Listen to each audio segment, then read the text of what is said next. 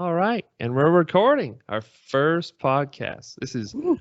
the Screen Chronicles with Steve and Colby, or Colby and Yep. Steve, whatever works Yeah, better. whatever. Yeah. So how you doing, man? Good, Steve. Finally getting this going. It feels good. Steve and I have been talking about movies, shows we've watched, binged, rewatched ever since we moved in together for PT school. Before that, we didn't know each other, and Yeah, it's so blossomed into a there was beautiful, four of us that beautiful ended up living relationship. together.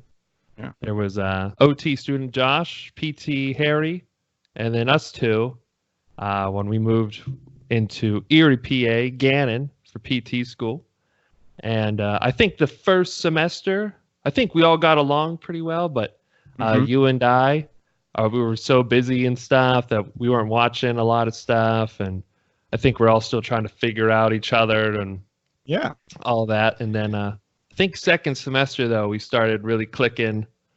And then we started watching movies and started bonding over movies, shows, being able to talk about those, very similar likes and opinions on stuff. And I think the big thing with us is not only do we like watching them, but we love to talk and we love to know everything we can find out about them, anything about the people who are in the movies, about theories, about the way it was made, just everything that goes into the show, the movie, or different stories. We are not only do we like them, but we're fanatics, I think. yes, yeah, I think that's one of the big things. That's why I wanted to start this, is because we're both big fans of just stories in general, whether it's sports or Right. books or movies, and there's always, or even history, and that's what one thing we're going to Yes. hope to work in a lot of into our podcast too, is just history about, if it relates to a show, if that's a real history of something, or even how a show or movie influenced the real world. And I think that's something we'll talk about today too, what we're talking about. But so that's really what this is all going to be about then. Yeah. And it could really be, we'll start talking about a certain movie, show, series of movies, and we really have no rules right now. No rules. We're just going to talk about them and learn from each other, and hopefully learn from some other people in the future, and hopefully share what we've learned to people that care and want to know more. So Heck yeah. So absolutely. where are you So, right now in the world? Where are so you? I'm currently in Norwich, New York, where I was born and raised. On a break from school right now, and yeah, so I'm doing this from my childhood bedroom, actually. Nice. So yeah. Well, What about you, Steve? like you said before we got started, I'm in my girlfriend's apartment That's right. here in Pittsburgh, PA. Right. And we both just finished up clinicals for our PT school. We're getting our DPT. Right. And that's why we are where we are right now, instead of back in Erie, where Yes. we're living the past 2 years, watching movies and all that fun stuff. So and Yeah, and I we think both that's have learned a lot at this point. It's our third year, and yeah, and we're very close to being done. yeah, And getting out in the world. But I think a big part about how all this started was, PT school is definitely a rigorous program that we were in. A lot of work and pretty stressful at times. And Steve and I, rooming together, we really figured out quick that we'd get burnt out if we didn't start, doing the things we wanted. So we would take the time after we studied to get into, binging shows on Netflix, or taking the time to go to the movies on the weekend, or, I introduced him to a lot of movies. He introduced me to a lot of movies and shows. And I think that's how we survived it. oh yeah, absolutely. And- That's definitely And moving how forward, I got through. Yeah, moving forward, now that we've moved out, like, we want to continue to do, what we've been doing, what we love to do. hmm And I think it's just going to be good for us overall to continue. Yeah. And the podcast, even before we moved out, was something, whether we knew it or not, I think we both wanted to do. I had been thinking about a podcast for this, and I had talked to you about it before we got out. But I think it's going to be a great way for us to stay in touch here, talk about movies. Absolutely. Because we probably have the best opinions, the best insight. We do have the best insight. There's no doubt about it, and we're never wrong.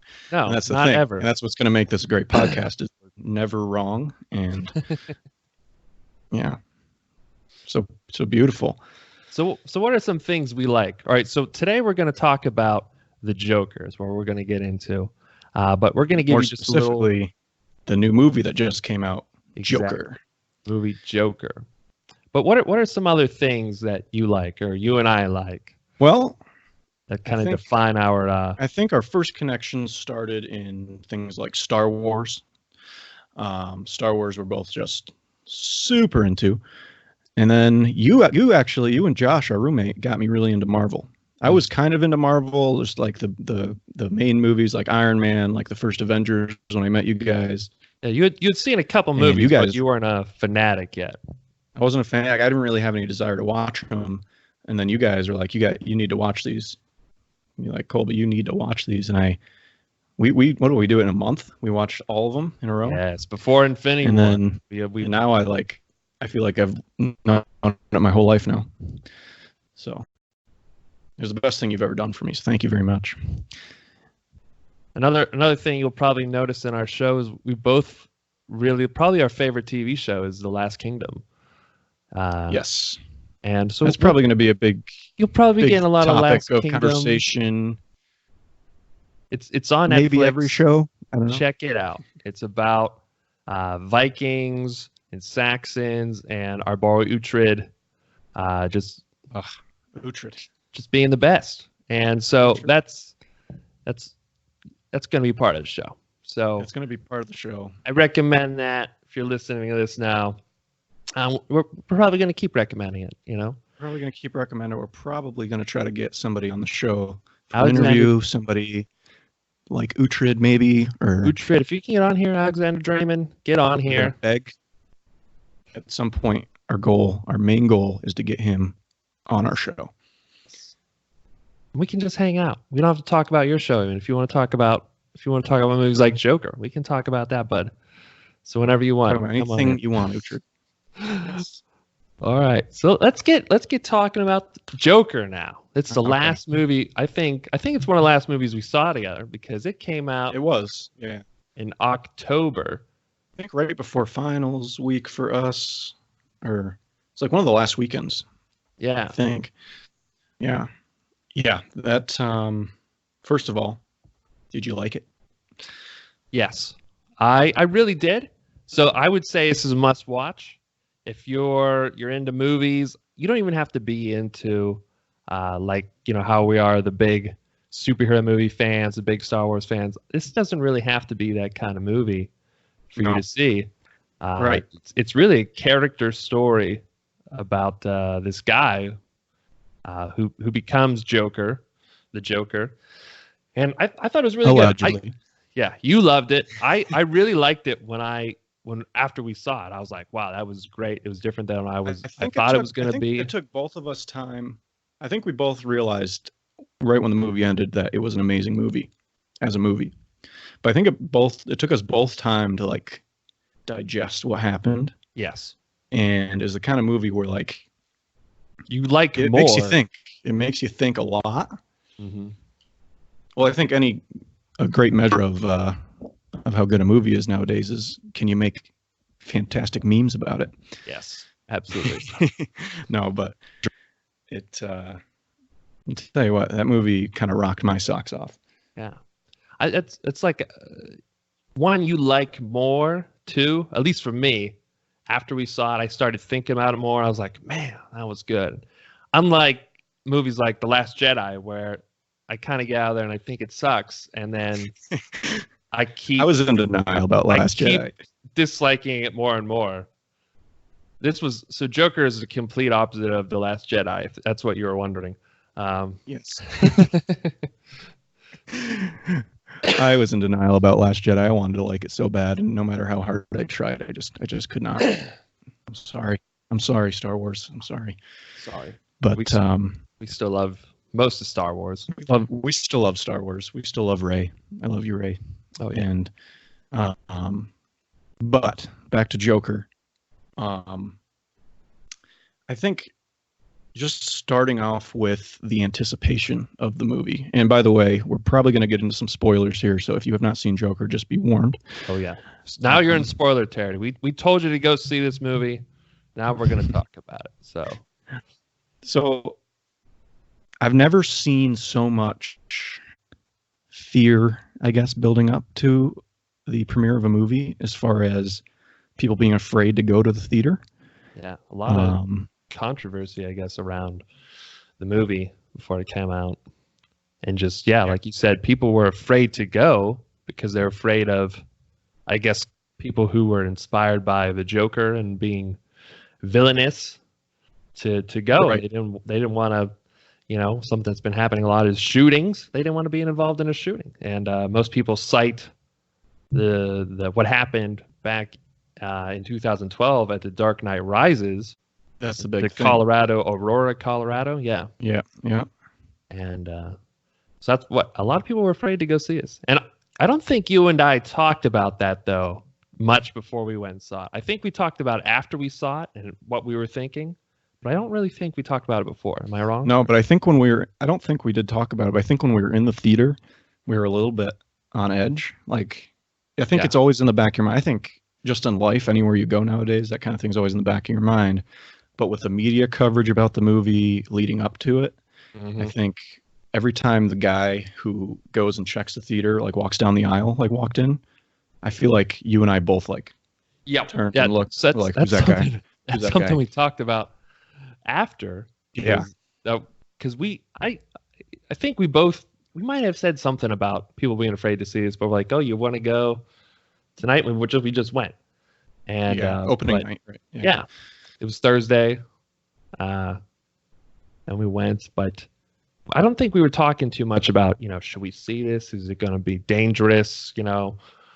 We didn't write any wills or anything. We didn't.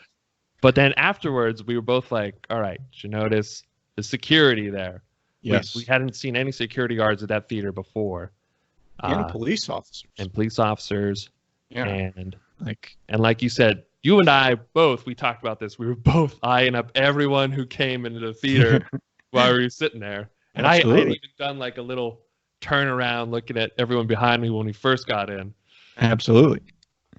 And I guess that's just kind of the times we live in, I guess. And but I didn't feel like this movie was like endorsing people to act out or to be violent, to each other or anything like that. No. I do think it does sympathize a bit with somebody who does some terrible things, for sure. Yeah. So, but the way I looked at it was more of a kind of a message about how people with who have some kind of mental health conditions, like how they can be treated and how they can be so isolated in society in general. I don't think it made an excuse for the bad things he did, but I do think the way the movie's set up, it kind of glorifies him for what he does. But I think that kind of roots deep into people's love for the character of the Joker in general. Yeah. Because I think people kind of want the Joker to become this big bad guy, and I think the people who are fans of Batman understand that. Yeah, that's something we both wanted. Just like a brief synopsis. Joker, it's about a guy who has this mental health problem. It's never really specified what it is, but he laughs uncontrollably when he's uncomfortable. I think it's a real condition. Home life, yeah. I think we did see some videos about that. So, I think it is, but he laughs uncontrollably. So he's always anxious about acting out and making situations uncomfortable around people, and people pick on him though because of this. And it is absolutely hard to watch. Yeah, it's. I when he's mean, you doing feel it. bad for the guy. And you almost think it can't be real. And then after the movie, you hear about how he based it off of real people, and he actually studied real individuals who have this condition. Yeah. You know. But eventually he does burst, and he does commit some acts of violence. But probably the first time he kills someone, not that killing is good or anything, but you're kind of glad he took out these two guys though that were really bugging him.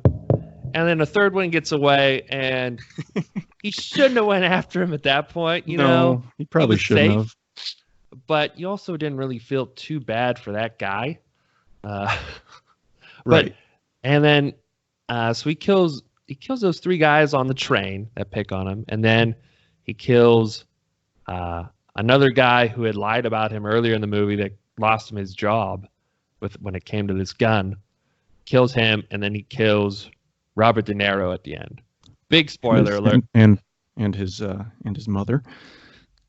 Does he kill his mom too? Oh, that's right. Oh yeah. In the hospital. Yeah. So a total of 6 people though. Like everyone's acting like this is a mass murderer or whatever in this movie. I mean that's still less than, like James Bond might kill at the beginning of a movie,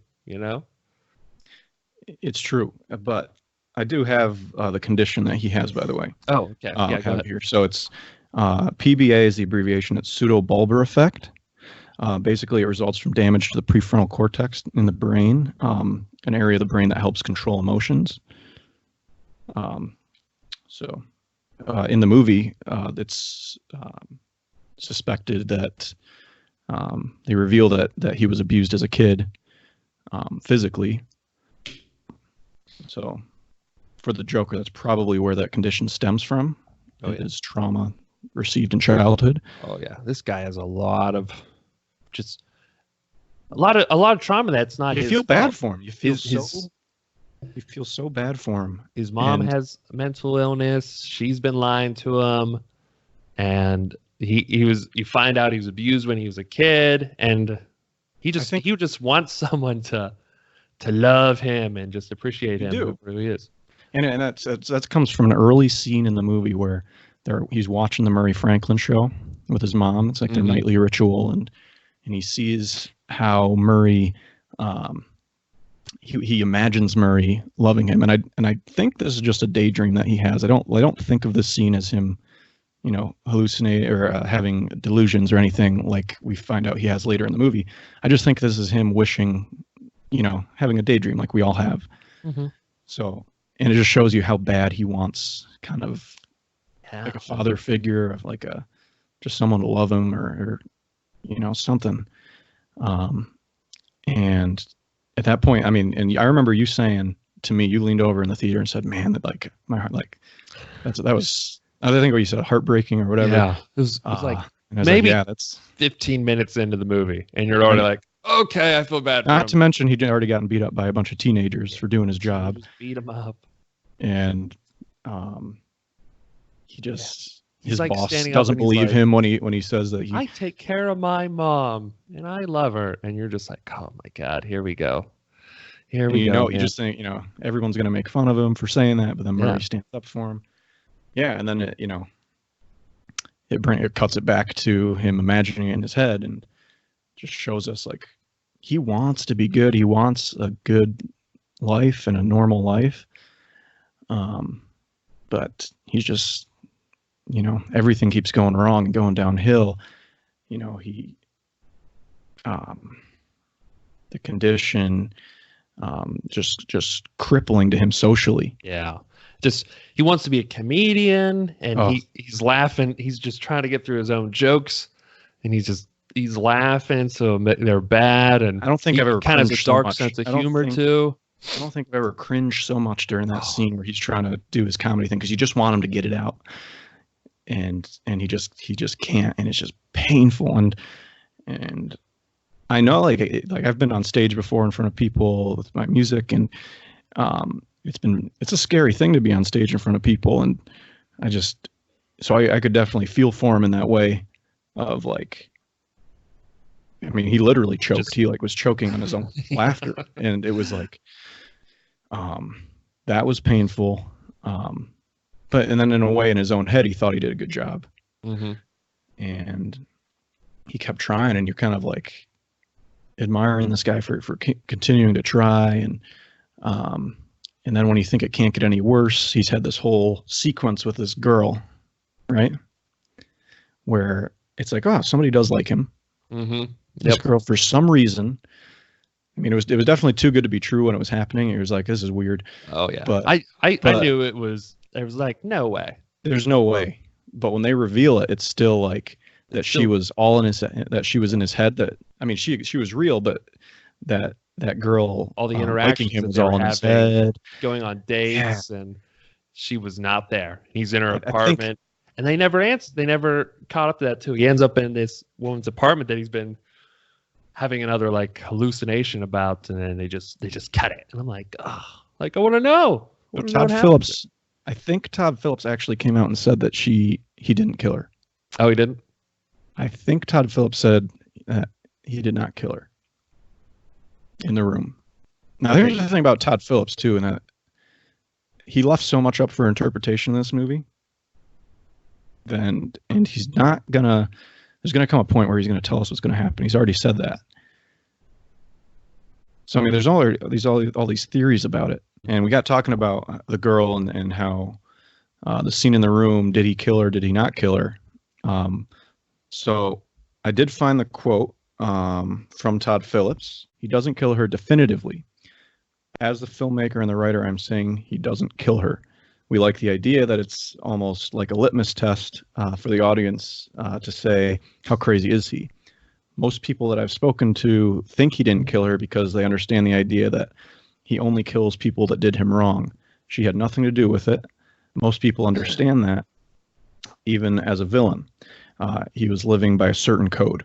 Of course, he didn't kill this woman down the hall. So there's a quote. And furthermore, there was actually a scene in the original cut of Joker when he goes onto the Murray Franklin show at the end of the movie that it was supposed to cut to her watching it on TV. Just to further. So I wonder why they didn't show that. So I liked that it kind of left it up to our interpretation what he did, what he didn't do. But so it sounds pretty. At least what he wants is that he didn't kill her. But also, I mean, like the joke at this point, you could say he has a code over, but I mean, he also, that one guy got him fired. I don't know if he really deserved getting killed. And also the Joker, like, and like any other thing. I mean, I don't think anybody deserved getting killed, but. I mean, those guys on the bus. Well. They were pretty douchey. But they were picking on that other girl too. They were. So, they were. I was. They did get what was coming to him, but I mean, killed. He couldn't really do anything else. And that'll bring up another point we'll talk about later is the Joker's capabilities. This Joker's capabilities. But we'll get into that later. But here we've reached this point in the movie where. Okay, so we've had all this stuff happen to him from the beginning of the movie. He's taking care of his mom. He has a slow walk up those long steps to show how grueling his life is, to symbolize that. And he finds out that he was adopted. He finds out that his mom may have been involved in some of the child abuse that happened as a child. He has Murray Franklin make fun of him on the show. Oh, yeah. Murray Franklin finds the video of him at that bombing comedic act and just puts that up on the show too, and so the guy he loves is just making fun of him too. Yeah, and so then he goes to the one place where he's been able to find solace all movie, to this girl's apartment, and he's sitting there looking as creepy as ever. Oh yeah. And she comes in and screams because she doesn't really know him, even though we've seen scenes of them together the whole movie doing fun stuff together, or going walking down the street, or she goes to comedy shows. And then there's the big reveal that it's all been in his head. And that to me was like, oh my god, just when I thought it couldn't get worse, it does. Everything that can go wrong will go wrong when it's Arthur Fleck in the movie. Yeah. Just like, here's another thing that'll make you feel bad. Yeah. So Todd Phillips does a great job of creating this. He directed The Hangover too. Yeah, you know? isn't that funny? Well, Bradley Cooper was also involved in I think he produced the Joker. Oh yeah. Yeah, the star of The Hangover. So Scorsese was going to help direct this too, or not direct it, like produce it or something. I'm not sure. And then he pulled out though. He didn't end up, but Okay. they said originally. And then a lot of people point out that this is kind of like Taxi Driver and another movie, which you and I watched, not on purpose, but like a week before we went to see Joker because we were bored. We were looking for a movie. Yeah. Searching through Netflix, like we both heard of this movie, don't know anything about it. It's supposed to be a classic. It is. I guess it's a classic with Robert De Niro, and it is strikingly similar to Joker. Yeah. There's you can definitely see the influences with the character and some of the mental health aspects of the character. Yeah. And just how it's like a character profile. Mm-hmm.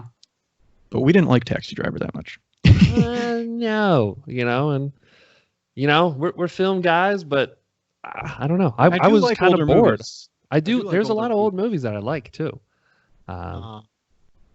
And I get how the movies, it's supposed to make you think a lot, and we certainly did. We tried to really dig into Taxi Driver.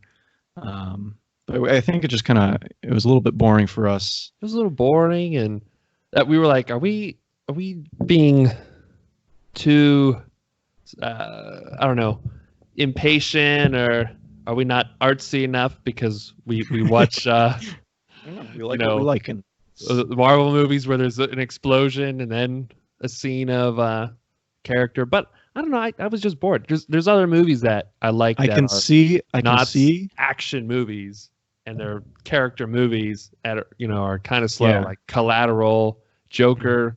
There's a lot of movies that are, there's not a lot of action happening, but you're still interested. And I just wasn't interested when we were watching it.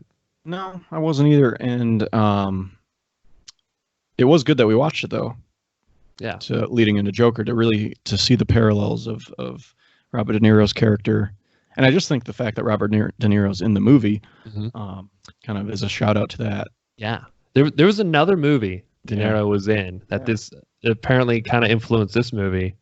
Martin Scorsese directed it too. It's called The King of Comedy. Yep. It came out in 1983. That's where he was the host. Well, he wasn't the host. Didn't he kill or kidnap the host? I don't know if he kidnapped. I haven't seen it. I haven't seen it. I want to. But it's after when I started looking stuff up for this this podcast, that's when I found out, because we had heard about Taxi Driver. People were comparing to Taxi Driver, and then I also saw people were comparing this to the King of Comedy, where he's this guy that lives with his mom.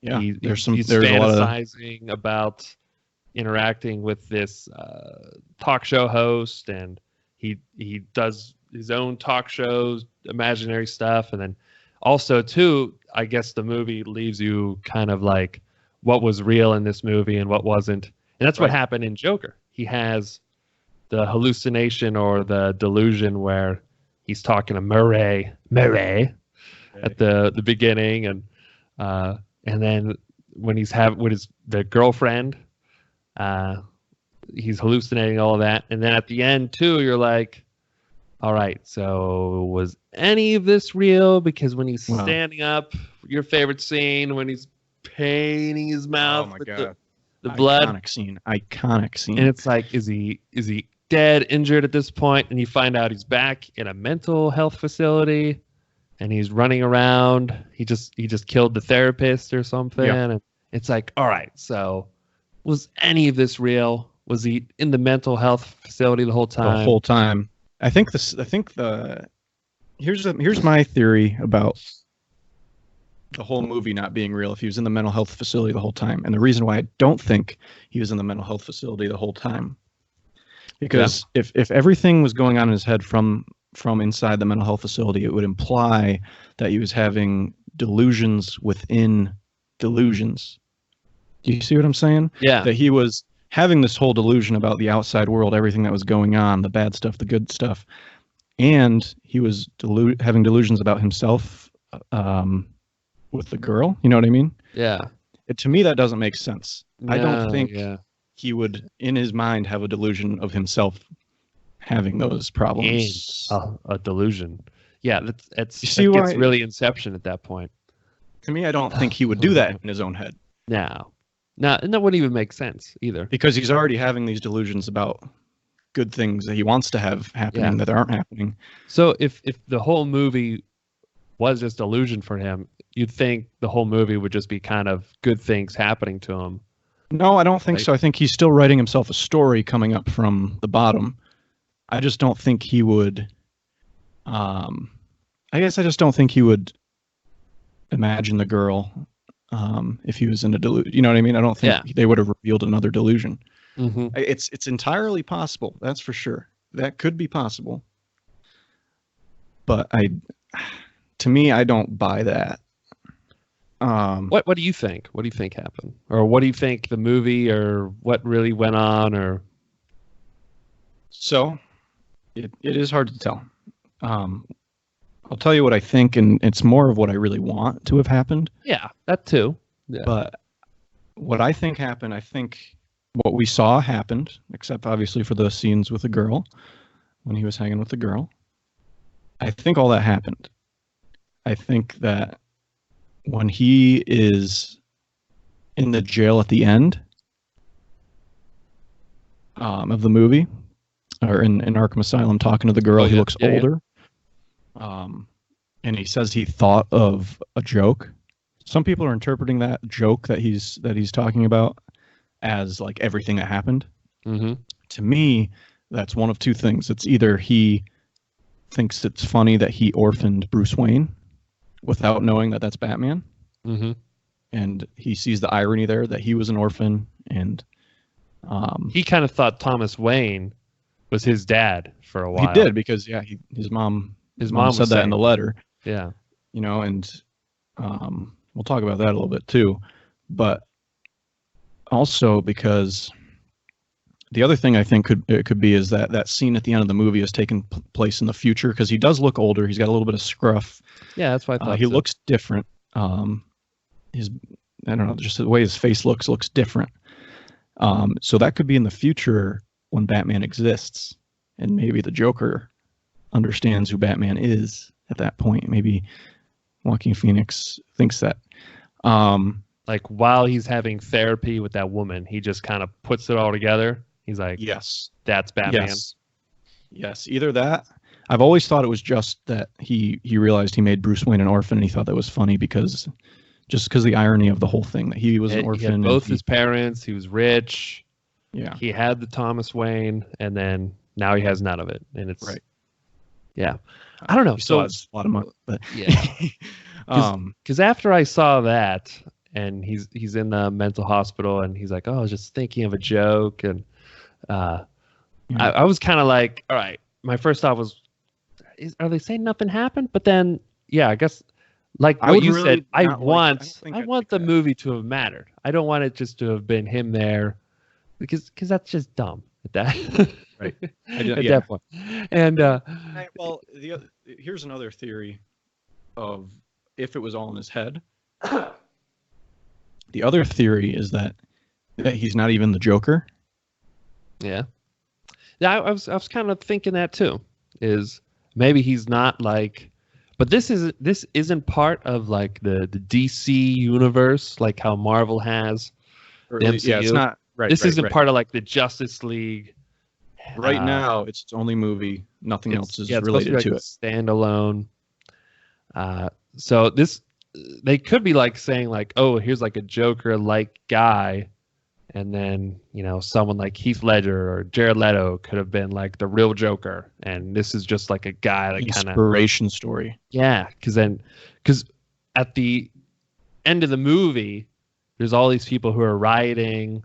There's this Thomas Wayne. He's the political candidate. He's kind of being real divisive with the whole city. Yeah. And so then a lot of people riot, and they're wearing Joker masks because clown guy killed those 3 Wall Street guys or whatever on the bus, those rich guys. And so yeah, that's there. So it's kind of like, oh, did he like influence the real Joker then from that? I don't know.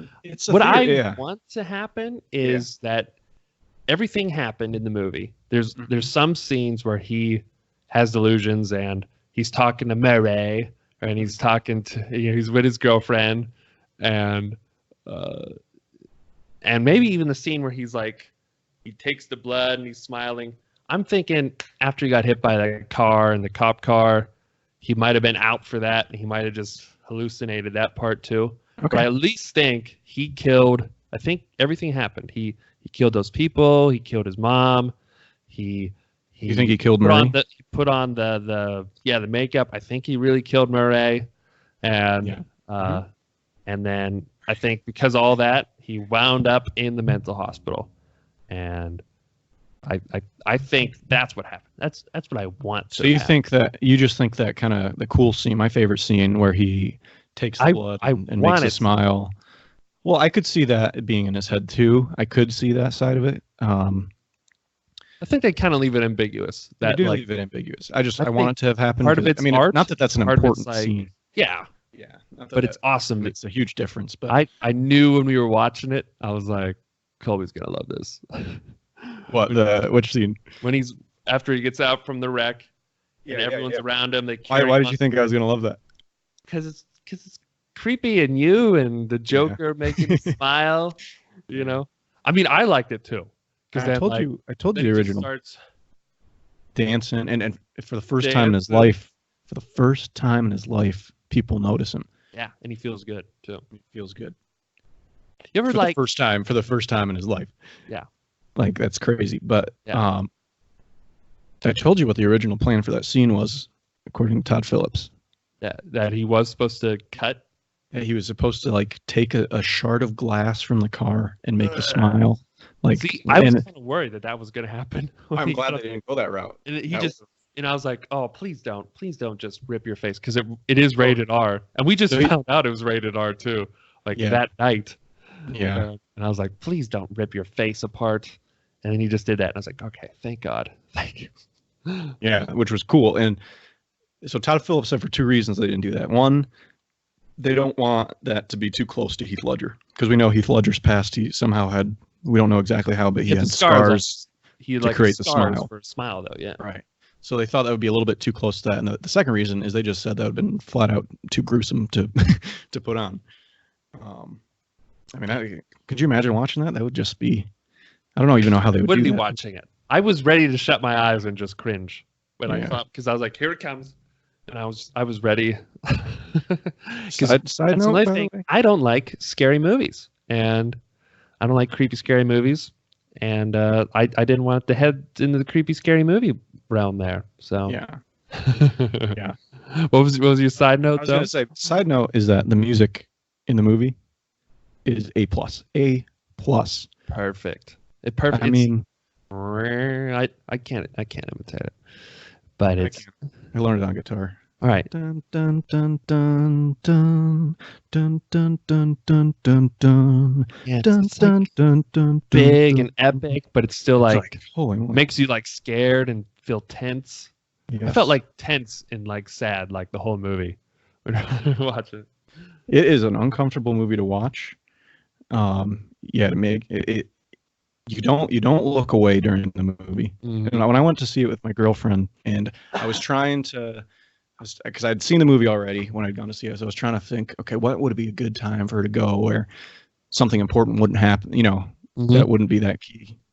And that there was not a good time. I ended up picking the time that he brutally murders the guy in his apartment, because I know she probably wouldn't like that scene, but she missed the initial part where he starts dancing with when he's going down the steps, when he goes in the elevator, that cool scene. That's when he that's such a great. So I kind of regretted sending her then, because she saw the second half of him dancing down the steps, but she kind of missed when the song started and the yes. That was another scene you just felt great, and he's gonna go do some bad stuff. Yeah. I wanna give a shout out to the lady who did the soundtrack. Do a shout out here. I don't know. I thought it was. The name. I don't know if it was. It's Hildur. I'm gonna look up a pronunciation here. because she deserves a shout out. Was it John Hiller Guthnadortir. We're sorry. Guthnadortir. Hilda Sorry if I Guthnadortir.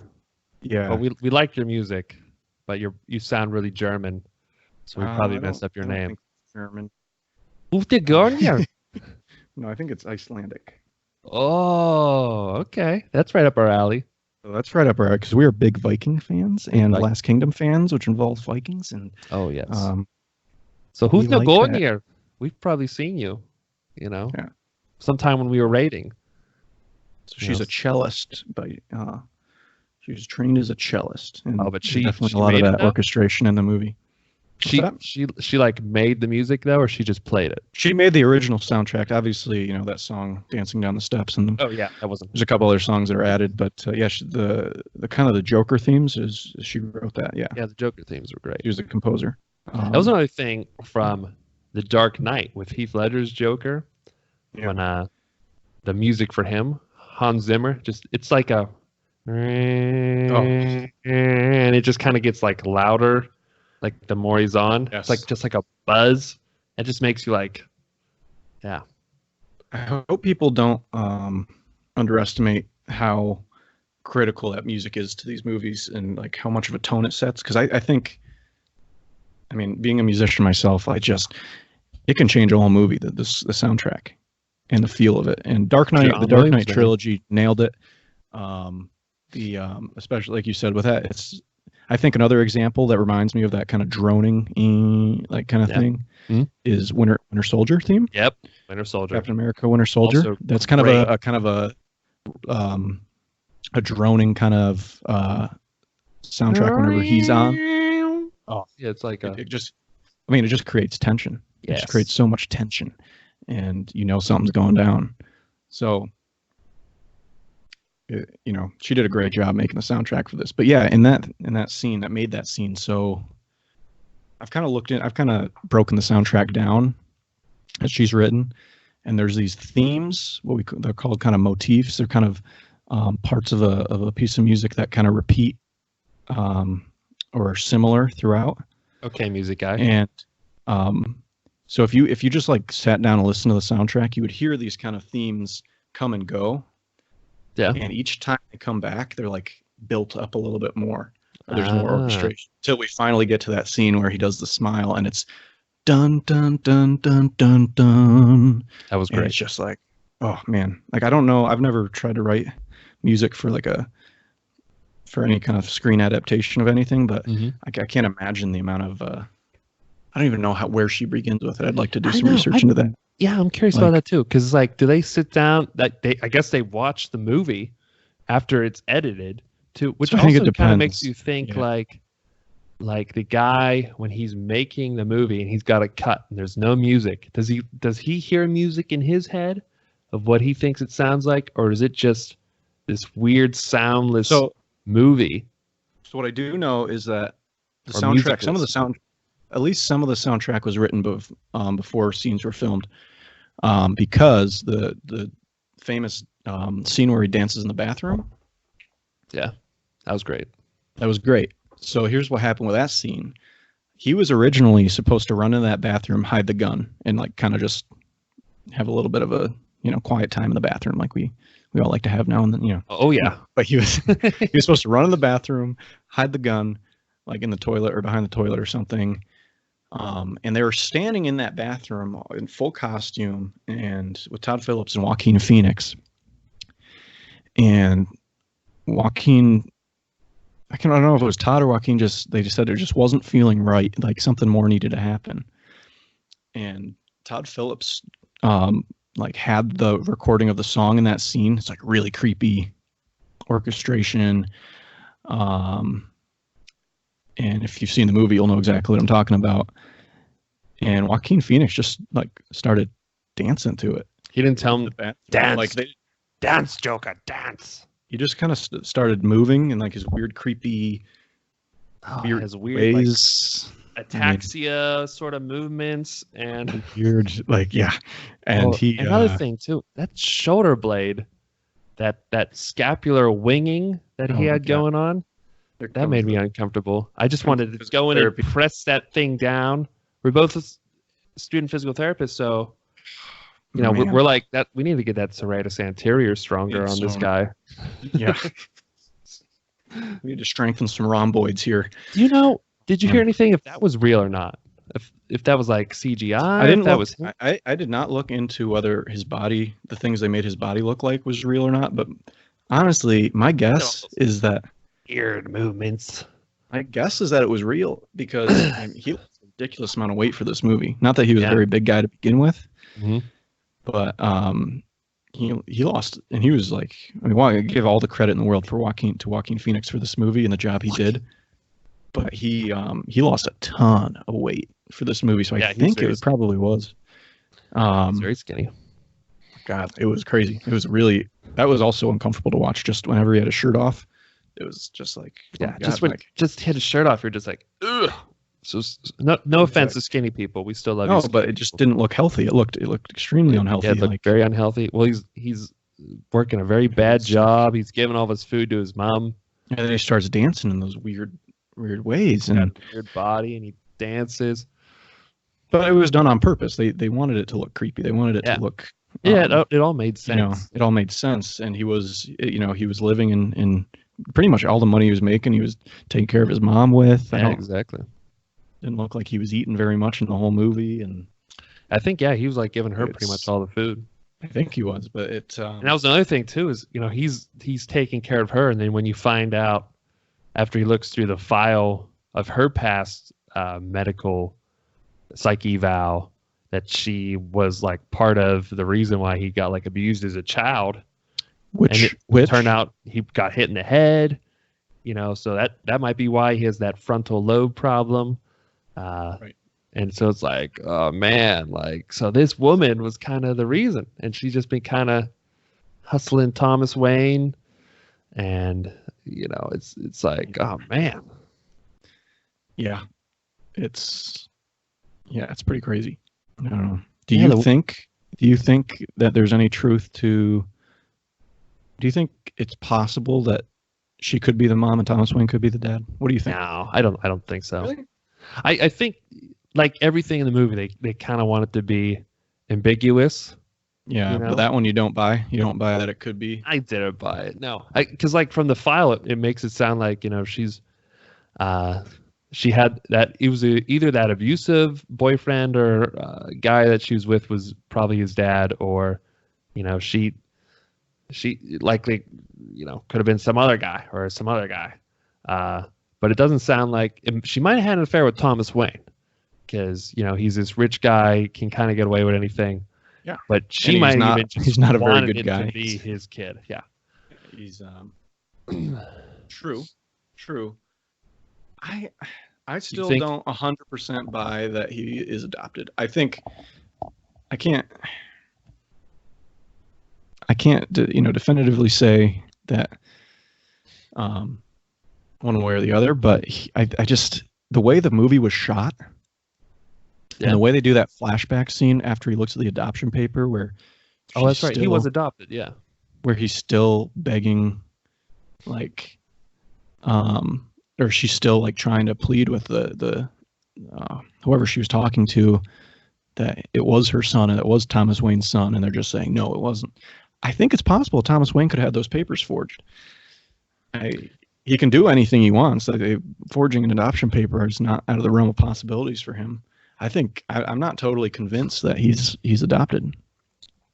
See, I don't want him to be Batman's brother, though. That's not that I don't think that. It's an interesting. Or half brother, step brother. Either way, still brother. Don't want it. It's an interesting take on the character, for sure. I was also kind of, another thing with this movie is Thomas Wayne, who like in any other Batman movie is this great guy. He's a doctor, philanthropist, and he was those things in this movie too. It was just they also like his motivation for it is kind of like it's kind of a jerk, and big time a jerk. it was really a lot of political like showboating, and was that his motivation for it? And, because he was running for mayor during this movie, and And I thought that was interesting too. Is the difference between the way he's portrayed in this movie compared to the Dark Knight series? He's kind of portrayed as this kind of heroic dad in the eyes of Bruce just Wayne. the best dad. You know, and I mean, if you were Bruce Wayne, that's how you'd remember him. saying cool quotes, right? So that's a good point too. I mean, everybody has his flaws and stuff, but I mean, they really made Thomas Wayne look like a jerk in this movie and made him the bad guy. Yeah, that guy too is Thomas Wayne. He was actually in The Dark Knight Rises. He was like the governor or something. I don't know. Catwoman though, he's like flirting with him at that one party. Yes. So he's like everywhere in the Batman world now. Yeah, he's Thomas Wayne. But yeah, that was another thing too. It's like if they do a sequel to this, which I don't know if I want them to or not. It's like, are they gonna make Batman even like so flawed and his motivations so flawed he's kind of like a jerk? It's gonna be so hard to make because everyone in this movie was like kind of a jerk. You know, it's just like the Joker said, like everyone out there's terrible. I think he said something like that. Yeah, you know, and I don't know how they're gonna make a sequel to it. I think you have to probably bring Batman into it, right? Yeah, I mean, I think, and it's obviously I think everybody wants Joaquin Phoenix to come back. Everyone wants to see more of him doing what he did because he did such an amazing job. One of the best acting performances I've ever seen. yes. But if they have anyone as the Joker in the DCU or whatever, if they're not Joaquin Phoenix, I at least want them to be at least more on his level and less Jared Leto. Yeah. Well, I didn't think anybody. I mean, I didn't think anybody was ever going to get close to Heath Ledger, and I am not saying that Joaquin Phoenix outdid Heath Ledger by any stretch, because I still think Heath Ledger's performance in The Dark Knight was one of the best acting performances of all time. So Heath Ledger beats Joaquin for you? I think he does. He has the edge a little bit, but it's close. And the fact that Joaquin Phoenix is anywhere in the same ballpark as Heath Ledger's performance is a huge, in my opinion, is a huge compliment to Joaquin Phoenix. Yeah. Because,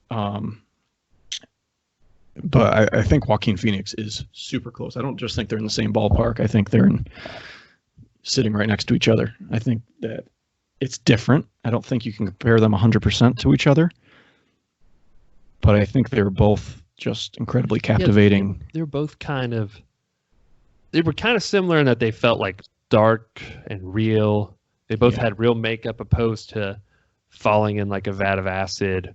I kind of like, I know that's the classic Joker storyline, but I kind of like that. I like this better. This to me is now my definitive. And I've always I have to have a Joker origin, which I always kind of liked in The Dark Knight, that you never find out what his real origin is. Right. That's what I always liked. So that's why another reason I was kind of like hesitant to see this is because like I don't want something. But again, they leave it kind of ambiguous at the end of this movie. Like, if you don't like it, none of it happened. And so, and I thought he was really good. And it's just that they're both so real and dark and gritty. And I think that I've always liked that about the Dark Knight trilogy, is you take these comic book characters who, and even Batman, including Batman and Bane, and even Catwoman, and you kind of like make it way more like realistic than it is in other portrayals of the character. Yeah. Like Bane Batman, and like all this like cartoons when I was a kid was just like this giant idiot. And then but he has a reason he's big, is that he is like has what is it, goo or something, or Venom. I think. Wait, am I saying the right thing? I think so. He is some sort of injectable steroid body that makes him huge. Yeah. And in this one he doesn't have that in Dark Knight Rises, and I liked that how they just picked a big dude. Like, you could have been Bane. By the way, Steve, Steve's giant. I'm bigger than Tom Hardy, so there's that. How tall is Bane supposed to be in the movie, I wonder? I don't know, but Tom Hardy's actually a really short guy. He's short. They had to do a lot of tricks in that movie. He's shorter than Christian Bale, who's a fairly short guy too. Yeah, they had to do a lot of film tricks in that. Yeah, a lot of camera angles and apparently they did do like some CG for Bane's body too, because Tom Hardy, I guess, bulked up, but he wasn't like super ripped or anything. So they had to like kind of CG, so he wasn't looking like chubby Bane. No offense to anyone who's chubby, but Bane has always been like the big muscular guy, and I'm glad he didn't look like a bodybuilder or anything too in that. I'm glad he was just like this big. He was just pure muscle. Yeah, he was like, to me, more like top end heavyweight UFC fighter kind Who's of. got a lot of military experience. A lot of, yeah. He's a mercenary. Like, that's, to me, that was cool. It was more realistic. And then with the Joker is this, what people think is this goofy veteran clown guy. He's a veteran, though. Well, yeah. Well, in the movie Dark Knight, they make him more realistic than. And he's smart. He's got skill. He's also got some physical skill. The way he handles the weapons he uses. But yeah, so I just the way they made his story a little bit darker, a little bit like more believable. Yeah. Not that anybody, hopefully nobody could ever pull anything that he did off, but instead of making it something that could never happen, and even with Batman, making it that he had like pretty much ninja training in the League of Shadows. That's why he was so good at fighting. He had the ninja training. He had all the money for like actual bulletproof suit instead of just a tight rubber suit or tight spandex or something. Like, his suit made sense. Even the things on his arm, the gauntlet with the spikes, they were there to block swords from his sword training. It was just like, yes, it's perfect. So that's why I like this movie, The Joker, too. Exactly. I think because it was real. It was all real. It felt like this could happen. Even though it's far-fetched and hopefully nothing like that ever happens. Nothing ever happens like this. But and I think everyone was worried that when this movie came out, it was going to make like what happened at the end of Joker happen. But guess what? What? It didn't. Oh, that's right. That's right. But I will say this: there was an incident. I think it was either opening weekend or shortly after, where I think it was in New York City. Oh, that's right. Some guy, when I think it was after the first time the Joker shot somebody, he just stood up and started applauding. It caused people to leave because they felt uncomfortable. Yeah. Who knows? That guy just might have been a crazy fan. He might have been drunk. He might have been. Well, I think too it was really apparent with all the fear around the movie coming out that I think someone just wanted to take advantage of that and scare people. But the thing is too, I was looking at the shooting, and that everyone says what going into this movie is, well, that shooting happened and this guy identified as the Joker, and that's when he did all the shooting and all that. Right. But that's not really what happened. I looked it up, and 2012, Colorado theater, the shooter James E. Holmes, he comes in, he kills 12 people, he injures 58. So I mean, yeah, this big thing happened. It was at the Dark Knight Rises. It wasn't at the Dark Knight. It was after Dark Knight came out, though, I think, and that's why people put it to the Joker, even though exactly. I think everyone likes the Joker narrative of the character makes Heath Ledger kill himself. It makes this guy shoot up the place. The media wants to roll with that, but it was absolutely. And then you look at pictures of the guy, this Holmes kid, and he had orange hair at his trial, but the thing is, he was head to toe in like bulletproof vests and gas masks because he threw in gas. I don't think he ever called himself the Joker. Nope, he never called himself the Joker. That was I looked up, and it was on Vanity Fair. They did this article. Yeah, the district attorney says that Holmes never called himself the Joker, and then even the psychiatrist William Reed, who interviewed Holmes after the trial, during the trial, said that, and the guy Holmes said he dyed his hair red. He dyed his hair red, which isn't even the Joker color hair. He did it though just because his other friend dyed his hair blue, the quote says, "Well, my friend dyed his blue, so I'd dye mine too, and I just picked red."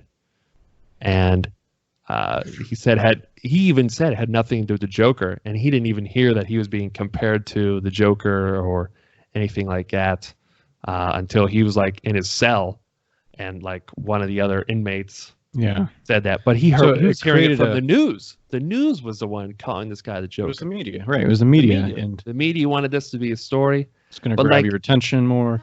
This was going into this movie though. Everyone was still remembering this, saying, "Well, that guy said he was a Joker, and that's why he shot up this place, is because of the Joker. Makes people crazy. And that's why a lot of people are afraid to go see it." It's not what happened. Not what happened. You know, I mean, it's horrible that it happened anyway, but yeah, it's definitely horrible. We're not kind of gave an unfair what's the word I'm looking for? Picture to the movie The Joker, or the movie Joker. I keep saying The Joker, but it's just Joker. I was saying that too. Yeah. I've been calling it.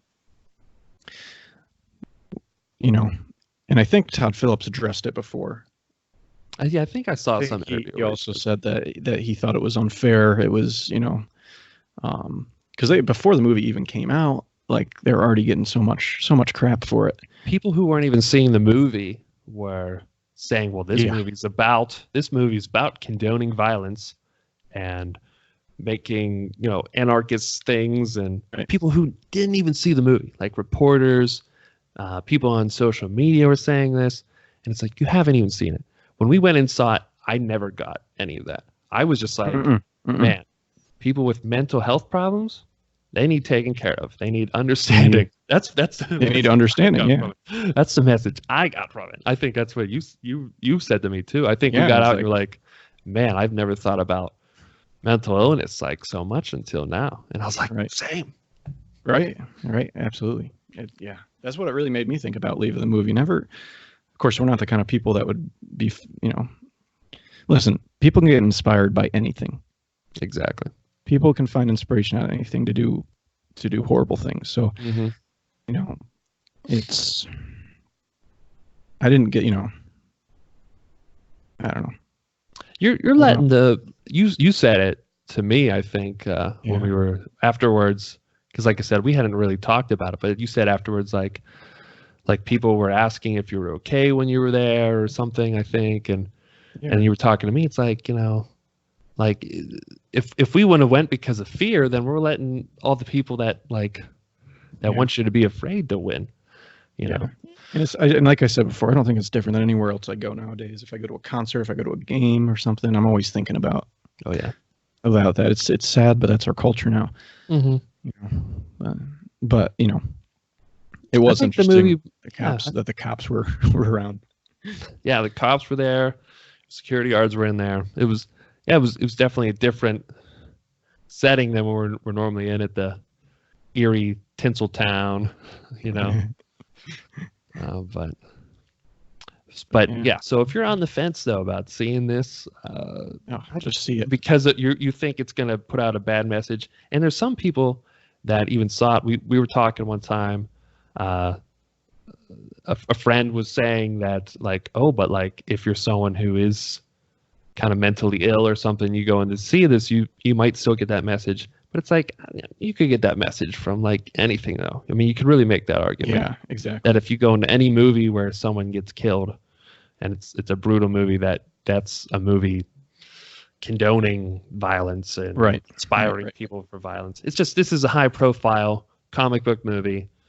And there's all this other pass luggage of Joker drama, and you know, everyone just wants to put this in that narrative of bad things happening. I'm glad that this movie made a lot of money, that it was rated R, and that one of the highest grossing rated R movies of all time. Kind of a nut before this, so that hasn't changed. And he is a little bit of an interesting dude. Watching some of his interviews, seeing some of the stunts he's pulled in the past.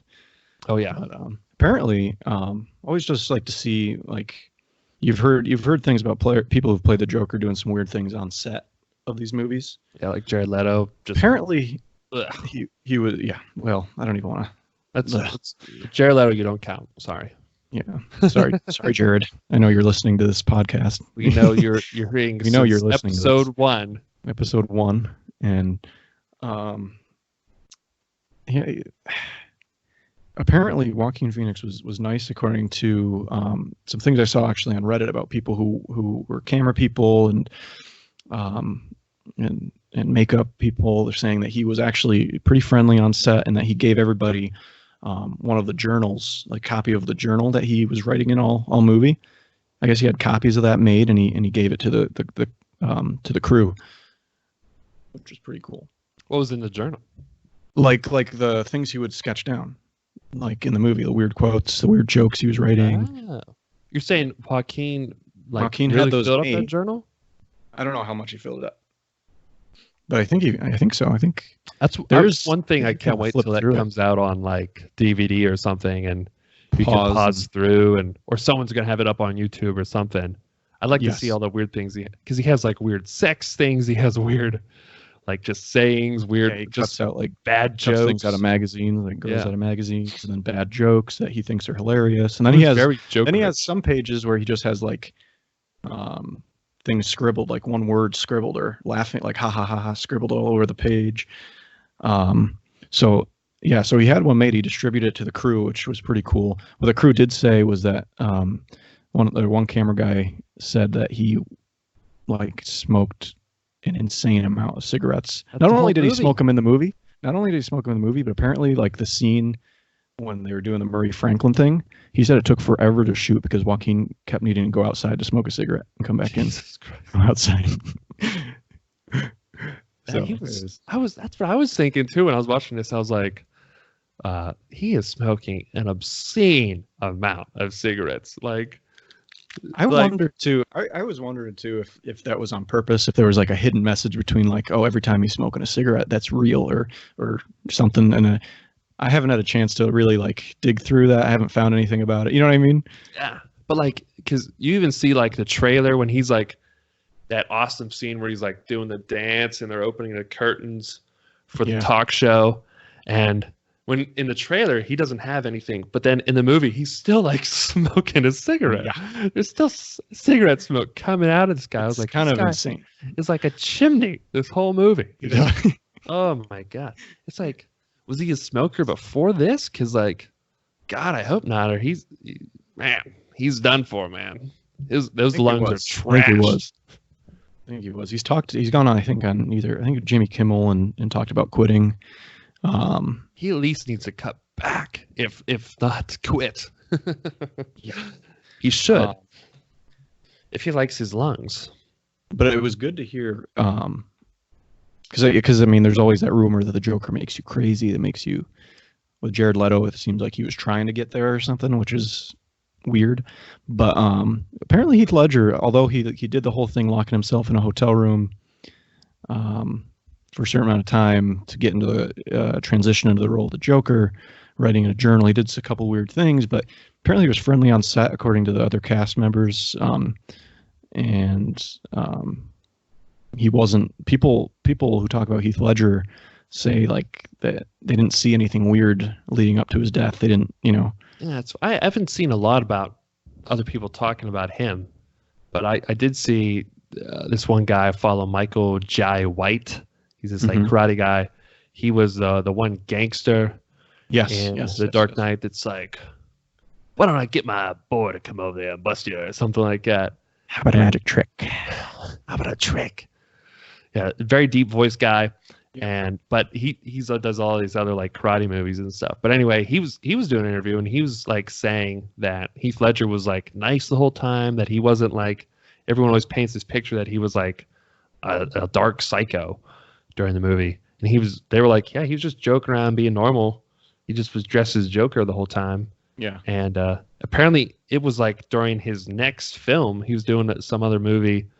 I forget what it's called. But that's when he had the overdose or whatever, was during that. And it was a whole different movie at that point, different project he was working on. So, I mean, you could say that whatever he did for the Joker, I think he did have lingered over into that. But yeah. you know, I don't know. I do think he was having issues following the Dark Knight. He was having some issues, and I think he was seeing somebody for it. He was getting some therapy, and he recognized it, and he was taking some medicine.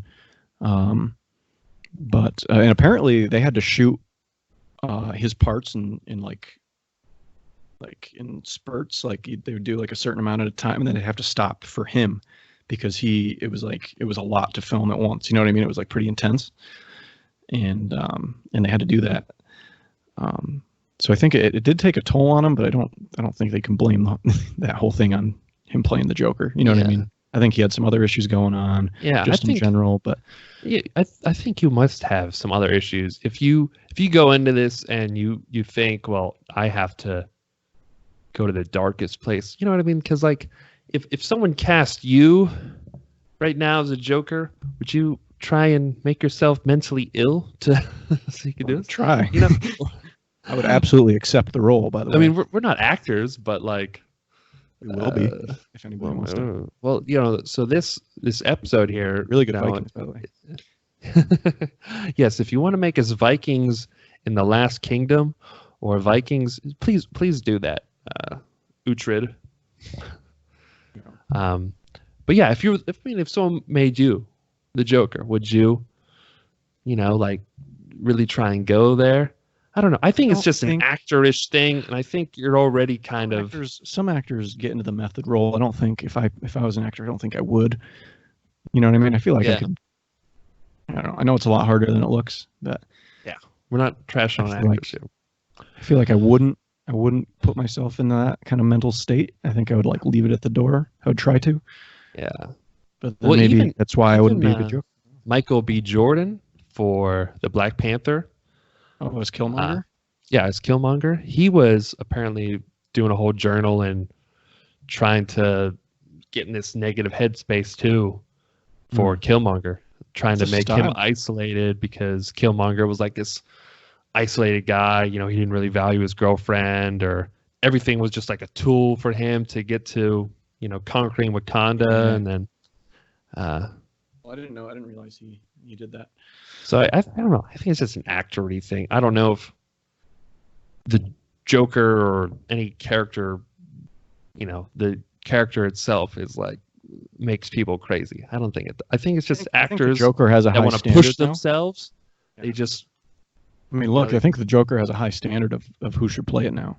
You know, and I think like they try to find some really good actors. A lot of really good actors are method actors, and are going to go to those depths to give the audience what they want. I mean, look, you had Jack Nicholson play them. You've had Mark Hamill play the Joker in the animated series. You've had, obviously, Heath Ledger, not Jared Leto. And now you've had Joaquin Phoenix, amongst others who played him a while ago. Poor Jared Leto. No, not poor Jared Leto. Yeah, not poor Jared Leto. It was so weird. Especially because he tried to get this movie shut down. Yeah, when we found out about that, I was like, oh, man. Glad that didn't happen. Yeah, he was jealous that he wasn't playing Joker in Joker. So he... oh, man, he would have made it so weird. Did you see Suicide Squad with him in it? I haven't watched the whole thing all the way through. I've seen scenes, and I've actually watched a video on YouTube of all the Joker scenes. Okay. Well, that's all you really need then. And I didn't enjoy it. But I have seen it's been like on TV. I think I've seen it a couple times, and I've just kind of watched bits and pieces, and I haven't really enjoyed it enough to keep watching. Yeah, don't waste your time. Okay, I won't. That's what DC needs to get on it, man. And I like that they did this. It's a great, this standalone movie. It doesn't even feel like a comic book movie, but then also it's like, man, like what are you guys doing? You need to get back to your cinematic world though too, and you need it to be good and make sense. It's like, why didn't we just have, like a character-driven movie like this brought in for the Joker instead of doing like a Suicide Squad or, because I mean, I think this made more money than Suicide Squad, and it was R-rated. It was, it wasn't as flashy. You didn't have to pay for Will Smith to be in it. So, well, that's the other thing too. Is like, I mean, you had Joaquin Phoenix in this movie, and like, he was in almost every scene, which is kind of crazy. It was really his. It was only his movie. No, it was a character study. You know, it was a character Yeah. study. And what's Shazam? Is Shazam? Shazam's DC. Yeah. Yeah. So Remember, there's another. Superman comes in at the end. Great. Right. That was also a good. Oh Movie. yeah, yeah. That was a good one. So I think actually this year and this DC did okay. What, this past year? Aquaman. I loved Aquaman. See, Aquaman was okay for me, but I can see why it did really well, and I can see why people liked it. I really loved the first and last 20 minutes of Aquaman. Yeah. Everything in between that I didn't really like. I'd say the only part I didn't like was when he was fighting, I think, Orm, his brother, half brother King. the realm. Yeah, The arena. When they were and I actually saw, and they actually did a lot of it practical, even though I mean it looked all weird and CG to me. Weird. Yeah. Yeah, and I just Didn't do anything for me. care. Yeah. I didn't care. But Yeah. I think this should have just been like him and Black Manta kind of movie, because at the beginning when he's in the sub with Black Manta, and it's every time, and he's kicking butt. That was awesome. Badass. And then Another example of how fighting Black Manta. music can have an effect. Yep. And Yeah. then, well, you know, too, that made me think, like, can you imagine movies without music? Because real life doesn't have music in it. You know what I mean? So it's like, I guess, because like back in the day, you know, movies didn't have sound. So there was some guy playing on a piano or something, you know, when people were watching a movie, like live music, just because there was no sound. But like, it's like so natural for us though now for music to be in a movie, and it like sets the tone for if like you can just listen to music, you don't even have to see what the guy's doing. You can be like, that's a bad guy. Right. That's a bad guy. Something bad's gonna happen. Right. Right. So like, I don't know. I was thinking about that too the other day. Yeah. But anyway, so DC comes back and they do Shazam. I thought was a really solid movie. I like Shazam a lot. And now they come and they're going to be coming out with Black Adam. I don't know what's going to be called, but Black Adam's going to be in the next one with Dwayne The Rock Johnson, which is really exciting. I don't think anybody can argue with that. That's that's exciting. But and then come out with Joker, which is just an incredibly original and I'm glad they nailed it. They nailed it. Yeah. And I'm glad that they can have these diverse movies, because I think they kind of got the wrong message from the Dark Knight trilogy, because that did so well, and the Dark Knight trilogy is great. Everyone loved it. And then so when they did Superman, the first Man of Steel, the first part of their like cinematic universe movie, they made it try to be all dark and like the Dark Knight too. Yeah, they try to make like a Dark Knight tone, and it didn't work. Man. It didn't work. It wasn't. I didn't think it was a bad movie, but it wasn't terrible. But I didn't leave there from Superman movie like feeling I think I was disappointed. I was disappointed for sure. I was disappointed because of how good the Dark Knight trilogy was, and then who produced Man of Steel? It was Christopher Nolan. Yeah, Christopher Nolan, who did the Dark Knight, right? Yeah, he directed. So I thought, oh my God, he's just going to do it again now with Superman. Obviously, we all know that it's just too hard to make a Superman movie good. I think they can do it good. I think just everyone's trying to do the wrong thing. I think I could make it really good if they you and I do it. I think we could. And I don't know, everyone's just trying to focus on something else instead of just what makes Superman good. But anyway, so they did Man of Steel, and they were already in that dark headspace from the Dark Knight trilogy. I think it made a decent amount of money, but it wasn't really like loved. And then they did Batman vs Superman in like a Hail Mary attempt to get people's butts in theaters, and it was just a cluster of a movie. It was, I won't get into it too much, but like it was just, they did too many things. They were trying to set up, Wonder Woman, Cyborg, the Flash in this movie. They fought Doomsday. Batman was killing people too, which after the Dark Knight trilogy, it was like, why? Because everyone wants Batman to have this code. Right. So they do that, and then they did Suicide Squad, which they were like trying to make like a Guardians of the Galaxy version, but it just sucked. And then, but then they turned it around. They're like, all right, we'll just do things that are cool. And Right. And then they did Wonder Woman, which I really Wonder Woman liked. was solid. Yeah, Wonder Woman was a really good movie. It was really good. I hope the second one, the trailer just came out. What do you think of the trailer? Of the Wonder Woman trailer? It was well, I told you, I think it reminded me of Thor Ragnarok. Yeah, they're definitely going for that 80s. I don't know. It seemed well, just like there was like a lot of lightning, and it just like it looked like Thor Ragnarok to me for some reason. Mm-hmm. But also, I think also just the poster of it looks like that kind of style. Yep. It looked okay. I don't really know what to expect. I don't know what it's really about yet. Apparently, the Mandalorian has some rock, that people want, and I don't know how Steve Trevor comes back, and then but I don't know. That was weird too. Looking I'm at not it sure. though, I wasn't as pumped for it as I was when I saw the first Wonder Woman trailer for the first movie. I was like, this is going to be an awesome movie. And then I saw the movie, and it was better than I thought it was going to be. I saw a Reddit post the other day that said movies would be so much better if there weren't trailers for them. Obviously, they do make the trailers make people want to go see it, but imagine if you were going to watch this Wonder Woman movie, right? Mm-hmm. And it's set in the future from the last one, right? Yeah. And you're watching the movie, and halfway that guy comes back. Steve Trevor. Yeah, and he looks exactly the same. That'd be huge. That'd be like, what? It'd be a big surprise, yeah. Big surprise, and now like we all know and we expect it now. But I mean, I'm curious how he is there looking like that. I'm curious about that, but we'll find out. I bet you though they just did it though because with the internet it's so easy to find out like the cast of movies now too. So it's like, oh, well, we see Chris Pine's in it, so man, I wish they could just. We might as well just. Yeah, I know, but I thought the same thing with actually Thor Ragnarok. In the trailer, when they have the Hulk, I was like, well, it's awesome. Hulk's going to be in this movie, but like, what if you didn't know Hulk was going to be in the Thor movie?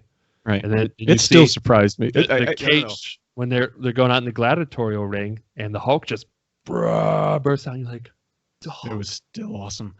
It was so awesome. It can still be awesome. Yeah, it's so awesome. And I think because we love watching trailers, we're not going to know what that's like. I mean, maybe a movie comes out sometime, and we just need to vow not to watch the trailer for it. Well, I tried to watch as little like Endgame trailers as I could before that came out. Oh, really? Yeah, but then when it did come out, the trailers came out for it were still so vague though. Like they told you nothing about the movie. Well, they purposely deceived you in the trailers. They would shoot things and CGI things that weren't actually in the movie. So they were aware of they're. Yeah, I respect that. I definitely respect that. But anyway, I'm glad the way DC's going now, and I am too. Joker, good movie. Back to what we were talking about earlier. If they do come out with another Joker, it'll make me nervous. I think I want it, but I really hope it doesn't take away from how good this movie was. I hope it doesn't. You know what I'm saying? Exactly. Yeah, I still want that to feel like an original, standalone, great piece. I don't know, but I like the cool. John Wick movies, and the first John Wick is like. How like they say Scorsese has been saying cinema versus what's going on today. It's like the first John Wick to me is like there's 3 of them, and the first one's probably the best cinema, as far as but I think the third one is the most fun, most action. So like in like to me when I still watch the first John Wick, I'm still like this is a great movie. So I think as long as they can do something like that for Joker. The Joker, yeah. We'll see. If they can John Wick it. I was surprised how quick they got approved for another one. They made a butt ton of it's the number one rated R movie right now, right? I didn't expect to hear that they're going to be doing another movie with the Joker. Well, I didn't expect to ever hear it, but especially because Todd Phillips has stated multiple times that it's only it's a standalone movie. But I think I don't know if anybody expected it to be as successful as it was, and I don't think so. But yeah, it was like I said, blew my socks off when we saw it, and when I saw it again. It was. You saw it with me, and then with your girlfriend. Yeah. That's why I almost took my girlfriend, because she's into the whole mental health. She's going for her doctorate of psychology. I was like, I wonder if she would like this. I mean, it's a really dark movie, but I was like, because it's so much about mental health. I was like, man, I bet you she would like this. I never took her though to it, because I was like, I don't know, she might not like it. And then we're stuck in this movie together where she. I wasn't sure. I wasn't sure if my girlfriend liked it, and my girlfriend probably would not say she liked it, but she thought it was an amazing movie. I think so. I think if I took Tay for it, I think it'd be the same. My girlfriend says the movie's wrong in a lot of ways. Yeah, and that's what I was kind of hitting at before, is, and she got the impression that it kind of promotes that stuff. And really, really enjoyed the movie. No, she really enjoyed the movie. Yeah, and I can see why you would be worried about this movie, but I think there's a lot of movies out there too that do worse things, but the thing is, it's not popular. No one sees it, so the media doesn't make a big deal out of it. I think one Saw movie is way worse than 1,000 Joker movies. So, as far as inspiring crazy people to do bad things, right. So yeah, exactly. But no, a couple other interesting theories about Joker. Yeah, I'll dig into a little bit. Yeah, go ahead. So we've already mentioned the how it's hard to tell what's real, what's fake. Have you heard the clock theory? No. So there's several times in the movie when a clock is shown, and almost every time the clock is shown, it's 11:11. Oh yeah. Yeah, in Joker. So the first time a clock's shown is when he's in the office talking to the social worker, and it's 11:11. When they do that really quick cut to him banging his head against the glass in the cell, it's also 11:11. Oh yeah. Yeah. So what's the significance of that number? So what they think the significance is, and I got this from the movie Us. I don't know if you saw Us, but there's a verse in the Bible, Jeremiah 11:11. Let me see if I can find it. And it actually kind of fits the Joker. But yeah, so, and then later in the movie, when he punches the clock out. Oh yeah. Which also was that was a great Joker moment. It was very funny. Time to punch out. I forgot to punch out. So with that, it was 11:11. And then when he was in the Murray Franklin, before the Murray Franklin show, he was in the dressing room. It's 10:40 on the clock. So what does that mean then? 10:40 on the clock, and so the theory is that, okay, well, maybe by the time he gets on the show and shoots Murray, it's 11:11. Oh, third way, So here's Jeremiah 11:11 from the King James Bible. Okay. Therefore, thus saith the Lord, behold, I will bring evil upon them, which they shall not be able to escape, and though they shall cry unto me, I will not hearken unto them.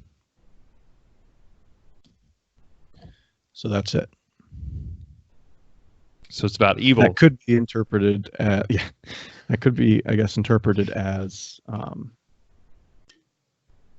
something that could be identified with the Joker, bringing evil onto others, Mm-hmm. But Todd Phillips has addressed this. Yeah, says it means nothing. Then why is it always 11:11? But I don't know if I buy that. Exactly. I think he no way you have the clocks in every scene being 11:11 unless the guy who's in charge of setting up. He said exactly. He's like, what? It's like 2 times in the movie. It's just a coincidence, but it's more than 2 times in the movie. I think it's 3 or 4, and then you have it's 10:40 before he goes on. Then you have the significance of that number. Yeah, I wonder how long the scene is when his interview is. I wonder if it's like 11 minutes from him coming out, saying hi to the point of him shooting Murray right in the head. I wonder if it is like exactly 11 minutes or something, because they had a long kind of like dialogue there when he's he's telling his cringy jokes. And I love when directors do those kind of little things in movies. I just love it. So both Todd Phillips and Joaquin Phoenix addressed this. Joaquin Phoenix said that it meant nothing to him. Joaquin Phoenix had a really kind of weird response to this. He somebody asked him the question of the significance of 11/11, and he just started shouting, "Paul is dead, Paul is dead," and he kind of went on this huge rant, and then said, "No, there are some things we put into the movie, little things, little symbols," but he said the clock one was not significant to him. So they both denied it, but to people they've already lied to us so quick, and I thought that was an interesting theory. Another theory that I've heard is that, and I think this is totally this one I didn't really buy much at all, but when people think he died in the car crash at the end when he gets hit by the car. Yeah, I've heard that too. Yeah. So people think he died, and that everything after that point was either his final moments in his head or the afterlife. So the theory was that when he's in Arkham Asylum at the end and there's all those lights shining, it looks like heaven or some kind of purgatory. I don't think. People have said after he kills, or after he's having that session with the psychiatrist or whatever, and he's running out of there.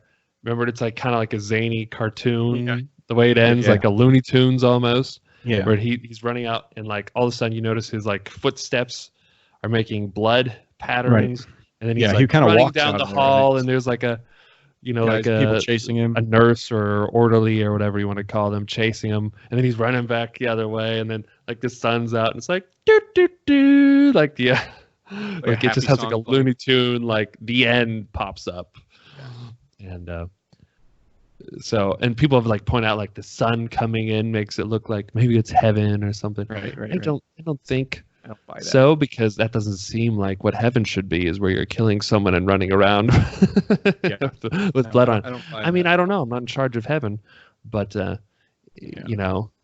it's I don't think that's it. Maybe he's in a coma and that's why he's hallucinating. Like I said, I don't think. It's an interesting theory. I think it's just really out there to me. It is really out there. We need these really out there theories, though. Yeah, like hearing them talking about all the really out there people who. Yeah, I love it. I love hearing different ideas, and who knows? Somebody might have nailed this one on the head already. But I am excited for Todd Phillips to someday announce what it meant, because he said he's going to. He said he's going to announce the real meaning of the movie. Which, do you think that's a good thing, or do you think he should just forever leave it up to interpretation? Well, see, because there's a lot of movies and stuff where directors never tell you, have you seen Inception? Oh yeah. At the end when the top, you're not sure if it's going to fall or not. No one knows if it falls or not. So is he dreaming or not? And the director's like, well, that's not what's important. It's that he's happy now. He doesn't care if it's a dream or real or whatever. But then everyone still wants to know, because I want it to be real. Nobody likes things finished in their head. So, but that makes it kind of artsy, that it's left up for interpretation. You know what I mean? Absolutely. So I kind of like that, but part of me also, the human in me that wants to have a definitive yes no answer to something also wants to know, is he awake or dreaming? And it's kind of the same with this movie. I'd like that it's ambiguous and people can essentially take out of it whatever they want.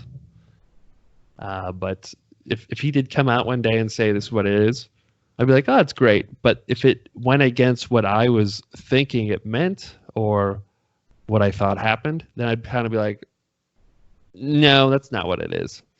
Right. Right. So I don't know. It's kind of a yes/no answer, I guess. Yeah. Or it depends. It depends. It depends. It depends. Absolutely. Everything. It depends. PT school taught us it depends if you have a question. Apparently, there's an article about Todd Phillips' plans for the sequel. Oh, yeah? However, sequel, it's too early to tell. I swear I haven't even talked to Joaquin about that yet, or what that would even be. Okay, so they haven't. Yeah, I've seen different things on They haven't Instagram. talked about plans for it yet. But, so I mean, yeah, but I think we've both seen things on Instagram is kind of where or Reddit or, but really that can come from anyone. Anyone can just make a post. And if they want someone to like it, they'll just say something. People want the clicks and the likes or the shares or whatever. So that is true. You always gotta. I kind of don't want a sequel, but I also kind of didn't want this movie because I also didn't want a definitive origin for the Joker, but I think they handled it very well. So I don't know. They might blow me away if they did do a sequel. True. But as of right now, I just don't. And because I think this movie was so good. I'd rather they do similar movies with other characters. I think Mr. Freeze would be a really good character to do like a real grounded sort of backstory or something like that. Yeah. Or even superheroes. Everyone thinks that supervillains are the only ones that can get that sort of deep character thing, but I think you could do it with a superhero. I guess it just comes down to what that superhero does. Right. Because you can't do it to Superman, or it's just gonna ruin the tone. But then like Daredevil, Batman Begins, those are all pretty dark, realistic sort of origin things. Daredevil the show, not the Ben Affleck movie. Right. And I really like those too. So I mean, yeah, I don't know. As of now, I don't want a sequel though. Okay. And do you? I take it. I want to see him play the Joker again. I am nervous about a sequel, but I want to see him play the Joker again. I wouldn't mind. This became one of my favorite movies. Yeah, I think. But here's my other point about him: is he's in this movie. He never seemed capable. You know what I mean? He never seemed as cunning as Heath Ledger's Joker. Like he couldn't orchestrate you know what I mean? like a master plan or something. Is what you're kind of getting at. Right. So I'm not sure what kind of capabilities have. Although we were just seeing his beginning, so maybe he has some untapped potential to become a good villain for Batman. As far to me, it just never seemed like he Batman anything Batman in this right movie now versus this Joker would just find the Joker and just beat him. Just beat him up. So I'd like to see what he could do and how he would do it, because I think it would be way different. And I just don't want it to ruin the character, because right now it's just perfect the way it was. It was perfect. I had the same thing. Yeah, man. Great movie. Great movie. Again, we're probably both my top saying 5. It's a must-see. Top 5 all time. Probably. What's all up there in your top 5? So I'm not going to put it in order right now, but I'll just give you a couple that I consider to be in the top 5. Okay. Dark Knight and Infinity War are 2 that I consider to definitely be up in the conversation. And we're definitely going to be talking about Infinity War Endgame. I'm one of those guys who's also going to throw in movies like Shawshank Redemption and even the Godfather series, specifically the second Godfather movie. Probably are in that conversation. I'd really have to take some more time to think about an order. Yeah, but we definitely should make a list, you and me. We'll have to. Mine kind of cycles from time to time. Oh, it changes. And it changes as you get older too. Because then the movies that you used to love, you go back to and you're like, oh, this isn't good. Or movies that you used to hate, and you go back to, you're like, this is so great. Why didn't I love this the first time I saw it? Like you were saying, Godfather. I saw it when I was like early in high school, I think. And I was like, why do people like this movie? This is the most boring. Yeah, and you may have an appreciation for it now. I mean, yeah, that's the thing. Now that I'm old and I get things like symbolism. But if you're going to watch The Godfather again, make sure you watch Godfather Part 2. Do I watch 1 then 2? Yes, you do. But I think, in my opinion, the second one's the best one. Okay. So cool. Do you have anything else to say about the Joker at this point, or Joker? I just say one of the greatest acting performances I've seen in a long time. Just to summarize some of my points, same ballpark, same section, same row as Heath Ledger as far as his performance. Yeah. Which is just, I didn't think anybody was going to get there. Because that's one of your favorite movies before you were even a big superhero movie fan. I was always a big Batman fan. Yeah, I was always a big Batman fan, but you were rooting for the Joker in that movie. Well, yeah, who doesn't, right? When you watch a movie, you always want the Joker to win in a way. Yeah.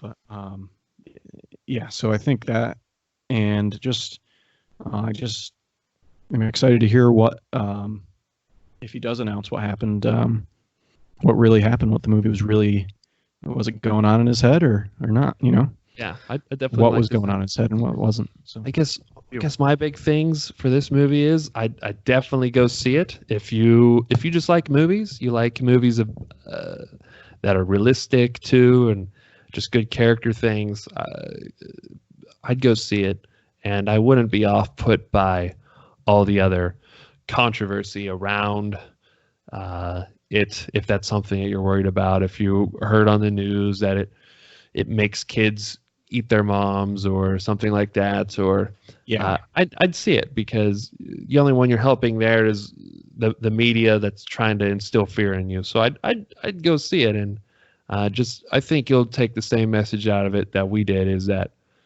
mental health is, man. I mean, I have a girlfriend too, so that's in mental health, and I'm more aware of it now. But going into the movie, though, I don't think you have to have any sort of just how they general awareness of it, and just how society can impact those, or how they function in society, and just how. And the thing is, they never really make anyone else out that's treating him bad, well, except like the douchebags on the train and those teenagers. They don't make them out to be bad people that are treating him bad. It's just that it's natural reaction for someone, if someone's being weird, for them to kind of be like, all right, kid, all right, my son, don't talk to that person. That's a weird person. Don't talk to them. So I think it's just kind of it's a good movie that just starts talking, and to get people talking about this. And again, so I'd go see it then. Absolutely. It's going to come out on DVD soon, I'm sure. We're doing this podcast. It just did a reboot in IMAX, so I don't know. Oh, yeah. Well, then go see it in IMAX. We're doing this December 2019, so all of our devoted fans out there, go see it. Go see it right now. Yeah. Absolutely. Is there anything else you want to say? We're around an hour and a half on this since our break here, so yeah, I think this is a good start. Absolutely. Yeah. And, so this has been the Screen Chronicles. Welcome. The Screen Chronicles with Stephen Colby. First episode. Alexander Draymond. Utrecht, son of Utrecht.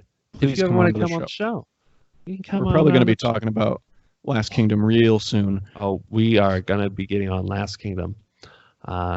And Star Wars probably coming down the pipe here too at some point. Either Mandalorian or Rise of Skywalker, or both. We're going to get to them all. It's going to happen. So, all right, we thank you for listening, though, if you've stuck with us the whole time, and have a good day. Signing off.